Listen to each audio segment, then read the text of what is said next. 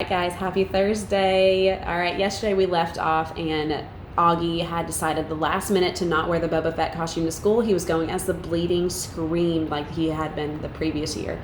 So let's see how that works out for him at school today. This chapter is called The Bleeding Scream. Walking through the halls that morning on my way to the lockers was, I have to say, absolutely awesome. Everything was different now. I was different. Where I usually walked with my head down trying to avoid being seen today, I walked with my head up looking around.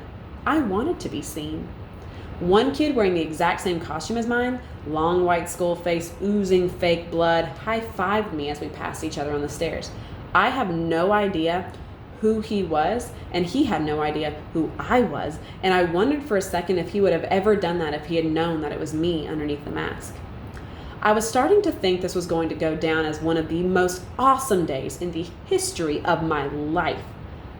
But then I got to homeroom. The first costume I saw as I walked inside the door was Darth Sidious.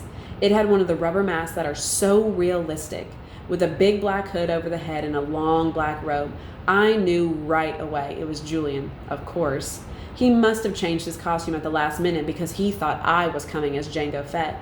He was talking to two mummies who must have been Miles and Henry, and they were all kind of looking at the door while they were waiting for someone, like they were waiting for someone to come through it. I knew it wasn't a Bleeding Scream they were looking for. It was a Boba Fett. I was going to go and sit at my usual desk, but for some reason, I don't know why, I found myself walking over to a desk near them, and I could hear them talking. One of the mummies was saying, "It really does look like him, like this part especially," answered Julian's voice. He put his fingers on the cheeks and the eyes of Darth Sidious's mask. "Actually," said the mummy, "what he really looks like is one of those shrunken heads. Have you ever seen those? He looks exactly like that. I think he looks like an orc." "Oh, yeah.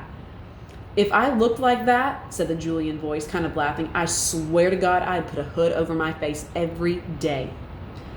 "I've thought about this a lot," said the second mummy, sounding serious, "and I really think if I looked like him, seriously, I think I'd kill myself." "You would not," answered Darth Sidious. "Yeah, for real," insisted the same mummy. "I can't imagine looking in the mirror every day and seeing myself like that. It would be too awful, and getting stared at all the time." "Then why do you hang out with him so much?" asked Darth Sidious. "I don't know," answered the mummy.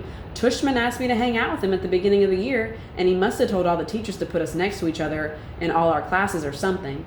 The mummy shrugged. I knew the shrug. Of course. I knew the voice. I knew I wanted to run out of that class right then and there, but I stood where I was and listened to Jack Will finish what he was saying. "I mean, the thing is, he always follows me around. What am I supposed to do?" "Just ditch him," said Julian. I don't know what Jack answered back because I walked out of the class without anyone knowing I had been there. My face felt like it was on fire while I walked back down the stairs, and I was sweating under my costume, and I started crying. I couldn't keep it from happening. The tears were so thick in my eyes I could barely see, but I couldn't wipe them through the mask as I walked. I was looking for a little tiny spot to disappear into. I wanted a hole I could fall inside, a little black hole that would just eat me up. All right, so here August has thought this whole time that Jack Will was his true friend, and now he's seeing that when he's not around, Jack Will doesn't have such nice things to say about him. So we will see what happens in the next chapter tomorrow. Hopefully it's better for Augie.